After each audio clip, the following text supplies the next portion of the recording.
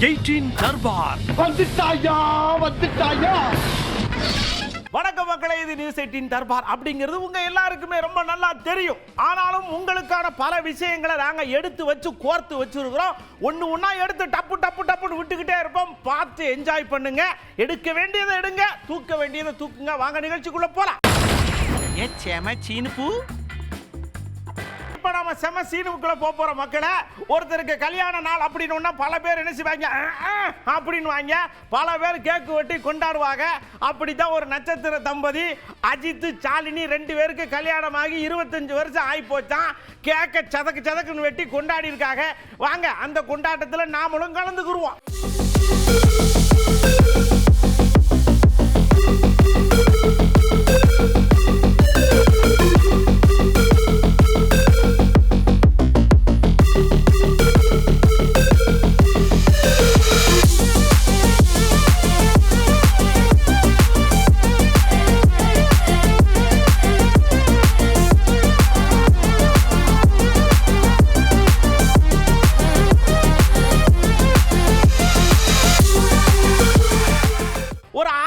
தம்பதி தான் வேலை பார்க்கிற பள்ளிக்கூடத்திலேயே கேக்க வெட்டி குதூகலமா கொண்டாடி இருக்கிறாங்க.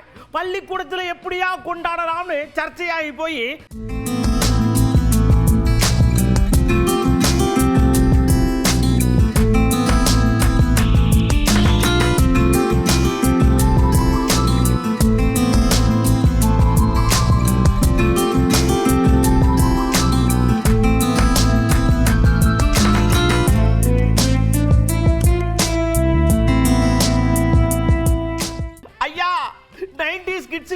மனசை கொஞ்சம் திடப்படுத்தி கேட்க, கல்யாணம் ஆக மாட்டேங்குது, பொண்ணு கிடைக்க மாட்டேங்குது புலம்புற ஆட்கள் நீங்கன்னா இந்த விஷயத்தை பார்க்கவே பார்க்காதீங்க.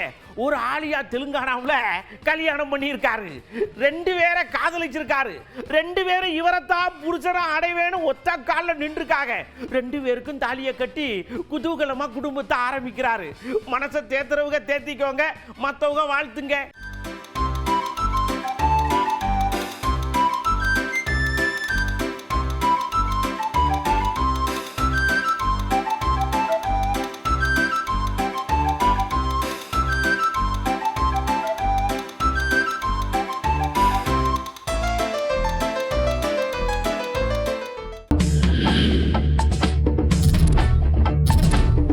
சொர்க்கத்துக்குள்ள போகிற மக்களே, என்ன நடக்குது அப்படின்னு பாருங்க.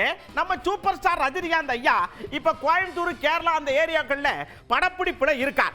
அவரு சாயந்தரம் ஆனா வண்டி எடுத்துட்டு பக்கத்தில் இருக்கிற கோயிலுக்கு எல்லாம் போவார்னு கேள்விப்பட்டோம். அப்படித்தான் கோயம்புத்தூர்ல ஒரு சிவன் கோயிலுக்கு போயிருக்கார்.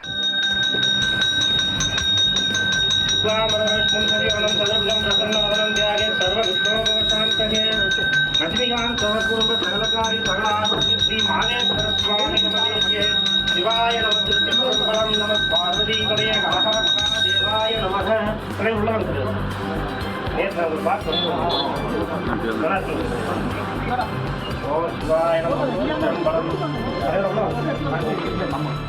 அடுத்து பாருங்க, ஆரணி பக்கத்துல ஒரு 4 புது பஸ்ஸை வாங்கி விட்டுருக்காங்க. அந்த ஏரியா எம்பி என்ன பண்ணியிருக்காரு, இருங்க முத பஸ்ஸை நானே ஓட்டி உங்களுக்கு காட்டுறேன், வண்டி எப்படி இருக்குன்னு சொல்லி எடுத்து ஓட்டி இருக்காரு. மக்கள் எல்லாம் கைதட்டி ஆரவாரம் பண்ணியிருக்காங்க.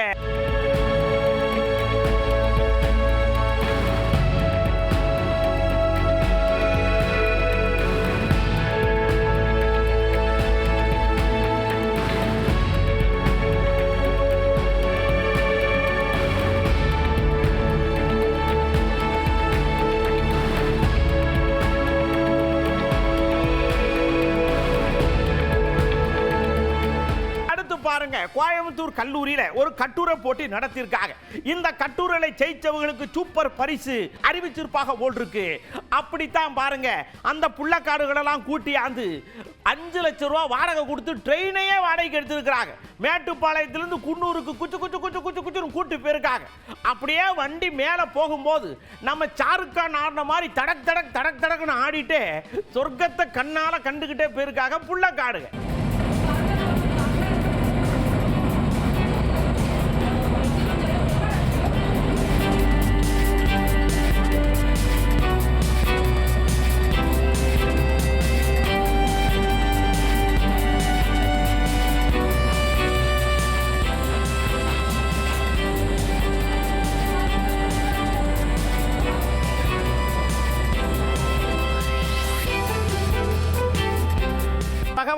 துப்பாக்கிகளை வரிசையை அடுக்கி வச்சிருக்கிறாங்க. ஏலத்துல எடுக்கிறதுக்கு முன்னாடி போய் வேடிக்கை பார்க்கறாங்கல்ல, அடடடடடா, அவ்வளவுதான் முடிஞ்சு போச்சு.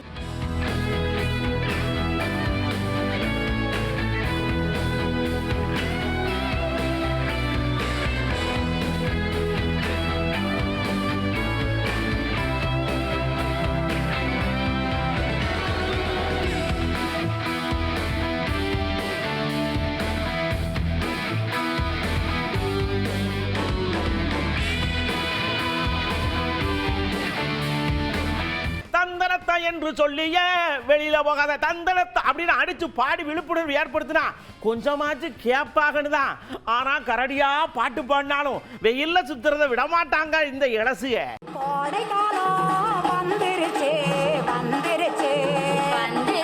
மக்கள் கவனமாக இருக்க வேண்டும், இருக்க வேண்டும், இருக்க வேண்டும். ஜீன்ஸ் பேண்ட் போடாதீங்க, பருத்தி கதராடை அணிந்திடுங்க. நீங்க ஜீன்ஸ் பேண்ட் போடாதீங்க, பருத்தி கதராடை அணிந்திடுங்க. துரித உணவு வேண்டாமுங்க, சுரக்காய் தக்காளி சேர்த்துடுங்க. துரித உணவு வேண்டாமுங்க, சுரைக்காய் தக்காளி சேர்த்துடுங்க. வில்லுப்பாட்டை பார்த்துக்கிட்டே இருக்க மக்களை பார்த்துட்டு, மக்களே இங்க வாங்க, இந்த பஸ் வந்துருச்சுனாலே சடசடன்னு போய் ஏறி சீட்டை பிடிக்கிறது ஒரு குரூப்புன்னா, படிக்கட்டிலேயே பயணம் பண்ணி பக்காவா தொங்கி கீழே விழுந்து எல்லாரையும் அடிவகுத்துல பதபதைக்க வைக்கிறது இன்னொரு குரூப். இப்படி நடக்க விடாம தடுக்கிறதுக்கு என்ன ஐடியா நீங்க வச்சிருக்கீங்க? சில்லறை எடுத்து செதற விட்ட மாதிரி சொல்லுங்க அப்படின்னு கேட்டோம். அது கவர்மெண்ட் வந்து அதுக்கேற்ற மாதிரி பஸ் ரூட் அதுக்கேற்ற மாதிரி விடணும். இப்போ அந்த டைம்னா அந்த டயத்துக்கு வந்து ஒரு 2 பஸ் இல்லாமல் ஒரு எக்ஸ்ட்ரா ஒரு 4 பஸ் அந்த மாதிரி. பஸ்ஸை வீட்டில் படியில் இருக்கிறவங்கள வந்து காவல்துறையினர் பார்த்தாங்கன்னா இறக்கி விட்டுறணும். அதே மாதிரி இந்த டிரைவரு கண்டக்டர்லாம் பார்த்தாங்கன்னா படியில் இருக்கிற பசங்களை மேலே ஏறணும், இல்லை இறக்கி விட்டு சொல்லுங்கள். மாணவர்களுடைய பயணத்தில் நிச்சயமாக விழிப்புணர்ச்சி வேணும். அதனால என்னன்னா கவர்மெண்ட் கொஞ்சம் எக்ஸ்ட்ரா பஸ் விடலாம். ஸ்கூல் பிள்ளைங்களுக்கு அப்படிங்கிற பாதுகாப்பு ரொம்ப முக்கியம். பிள்ளைங்களுக்கு படிப்புங்கிறது ரொம்ப முக்கியம். யாராக இருந்தாலும் வரிசையாக ஏறி வரிசையாக பள்ளிக்கூடத்தில் பிள்ளைங்கள்லாம் போய் உட்காந்து ஆபத்து இல்லாத பயணத்தை மேற்கொள்ளணும். அது தவறான செயல். இனிமேல் அந்த மாதிரி செய்யாதீங்க. மாணவர்களுக்கு எல்லாத்துக்குமே நான் ஒரு இதாக சொல்கிறேன், உங்களுக்கு அந்த மாதிரி செய்யாதீங்க. படிக்கட்டில் இனிமேல் பயணம் செய்யாதீங்க, அது தவறான காரியம். படியில் பயணம் செய்யாமல் ஒரு பயணத்தை ஏற்பாடு செய்வதற்கு அரசாங்கமோ நல்ல ஒரு நடவடிக்கை எடுக்கணும். அதோட பாதிப்பு அதுலேருந்து அனுபவப்பட்டவங்க தான் சொல்ல முடியும், இல்லைன்னா நேரில் கூட்டிகிட்டு போய் காமிக்கணும். பஸ்ஸு 1 மணி நேரத்துக்கு முன்னாடி நாங்கள் கிளம்பிட்டோம்னா இந்த பிரச்சனைகள் எதுவும் இல்லை, பஸ்ஸில் தொங்க வேண்டிய அவசியமும் இல்லை. இப்போ காலேஜ் கிளம்புறவங்க கொஞ்சம் சீக்கிரமே கிளம்புனோம்னா அந்த படியில் நின்றுட்டு போகிறத கொஞ்சம் அவாய்ட் பண்ணிக்கலாம். அப்படி இல்லைன்னா அடுத்த பஸ்ஸில் போங்க, இல்லை ஆட்டோ கிட்ட வச்சு போங்க, லேட் ஆயிடுச்சு அப்படின்னா. என்னதான் வந்து பேருந்தில் இடம் அதிகமாக இருந்தாலும் படியில் தொங்குறத அதிகமாக விரும்புகிறாங்க. இது வந்து காவல்துறை வந்து கடுமையாக கண்டிக்கணும். சில மாணவர்கள் வந்து இந்த திரைப்படங்களை பார்த்து அதே மாதிரி ஹீரோயிஸ் பண்ணுறதுக்காக படியில் தொங்கிட்டு போய் கீழே வந்து விபத்துக்கள் நிறையா ஏற்படுது. அதனால் பஸ் அதிகப்படுத்தினா பிள்ளைங்க இனி அடுத்த பஸ்லையாவது போகலான்னு சொல்லி வெயிட் பண்ணி ஏறி போவாங்க. தமிழ்நாடு அரசு இதுக்கான ஒரு நடவடிக்கை கண்டிப்பாக எடுத்தே ஆகணும். மக்களே, அடுத்து நம்ம உசாருக்குள்ள போறோம். பாருங்க, நாம என்னமா ஒண்ணு நினைக்கிறது, மக்கள் இன்னொன்னு நினைச்சு அதை பயன்படுத்துறது. சாப்பாடு செய்யறதுக்கு சமையல் சிலிண்டர் கொடுத்தா அதை அப்புறம் பண்ணிக்கிறேன் அப்படின்னு அதை எடுத்து வண்டியில மாட்டிக்கிட்டு டொர்னு ஓட்டுறது. அப்படி ஓட்டுறது சட்டப்படி குத்தோம்னு கவர் பண்ணிட்டு சொல்லுது. அதையெல்லாம் யாரு கேட்கறா அப்படிங்கிற மாதிரி இங்க ஒருத்தர் ஓட்டியிருக்காரு.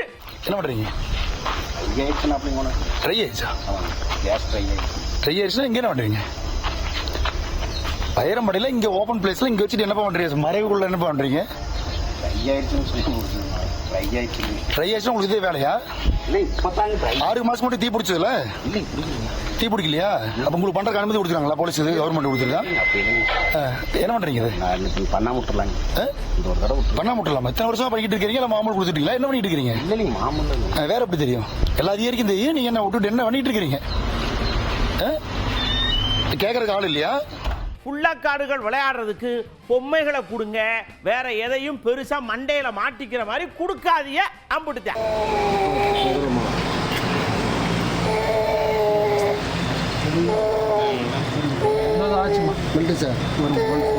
கை வச்சு பார்க்கலாமா பாருங்க. அப்படியா?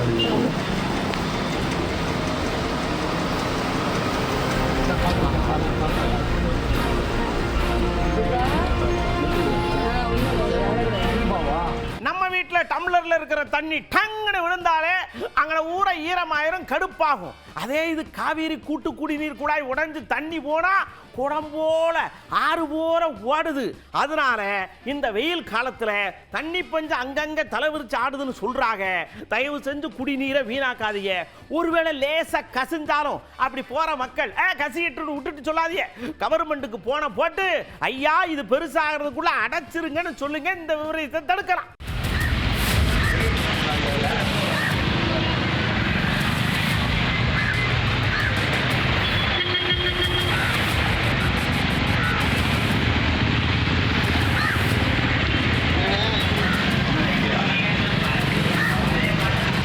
அடுத்து பாருங்க, நேரா அமெரிக்காவில இருந்து ஒரு கம்ப்ளைண்ட். என்னன்னா அங்க ஒருத்தர் என்ன பண்ணியிருக்காரு, கட்டையெல்லாம் போட்டு குளிர் காஞ்சாரா இல்லைன்னா தந்தூரி அடுப்புல ஏதாவது வச்சு சமையல் பண்ணாரான்னு தெரியல. அந்த தீயை அணைக்காம அவர் வாட்டுக்கு எந்திரிச்சு போயிட்டாரு. அது பாருங்க காத்துக்கு அங்கிட்டு அங்கிட்டு போய் கிட்டத்தட்ட ஏகப்பட்ட இடத்த அந்த பைன் மர காடுகளை அழிச்சு பிடிச்சு.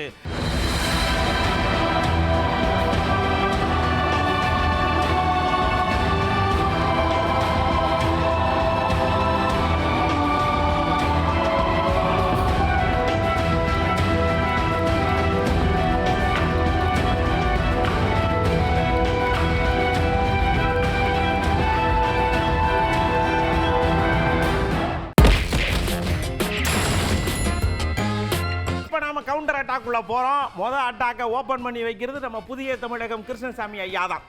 பொதுவா எல்லாருமே இப்ப கூட்டணி ஆட்சியில பங்கு அப்படிங்கிற விஷயத்தை எடுத்து பேசிக்கிட்டே இருக்கிறாங்க. அதில் ஐயாவும் பேசியிருக்கிறாங்க. பிஜேபியும் அதிமுகவும் இணைந்திருக்கிறார்கள். ஆனால் இது போன்ற ஒரு பேச்சுவார்த்தை நடத்துவதற்கு முன்பாகவோ இது இணைப்பு ஏற்படுவதற்கு முன்பாகவோ அதில் இடம்பெற்றிருந்த அதிமுக தலைமையில் இடம்பெற்றிருந்த புதிய தமிழகம் கட்சியிடத்திலோ அல்லது வேறு எந்த அரசியல் கட்சியிடத்திலோ பேசியதாக தெரியவில்லை. விடவர்களும் அதிமுகவினுடைய கூட்டணியில் 2024 போட்டியிட்டோம். நாங்களும் வெளியேறல, அவர்களை வெளியேற்றல. அதே நிலைமை அப்படியே இருக்கிறது. அவர்கள் எங்களோடு இந்த பிஜேபியோடு சேருகின்ற பொழுது என்னிடத்தில் பேசவில்லை என்ற ஒன்றை தவிர பாக்கி மற்றபடியே எல்லாம் இருக்கக்கூடிய நிலைமை அப்படியே நீடிக்கிறது. பங்கிட்டு தாங்களா ஒரு குடும்பத்தில் இருக்கிற அண்ணன் தம்பி சகோதரர்களோடு பங்கிட்டு கொடுத்தால் அது என்ன குறைஞ்சு போகுது. அதிமுக ஒரு கூட்டணிக்கு தலைமை ஏற்பதாக இருக்கும் பட்சத்தில் பிஜேபிக்கு ஒரு 4 அமைச்சரவை, புதிய தமிழகத்துக்கு 2 அமைச்சர்கள், இன்னும் 2 அமைச்சர்கள் கொடுத்தா என்ன குறைஞ்சு போகுது?